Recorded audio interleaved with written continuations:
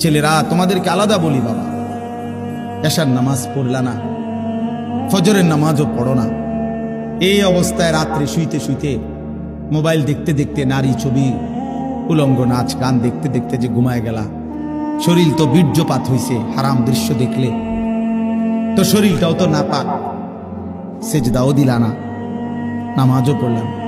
আমার বাপ, যদি রাত আর ভোর না হয়,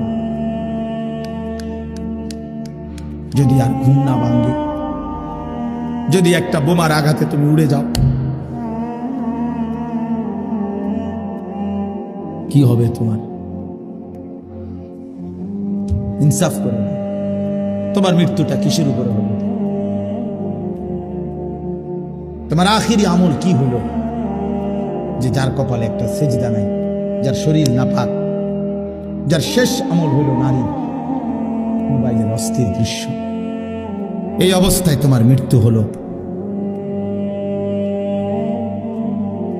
ফিলিস্তিনের এই মজলুম মুসলমান কাউকে কি বলে কয়ে মৃত্যু হয়েছে কারো? অতএব দয়া করে ভাবতে শিখো।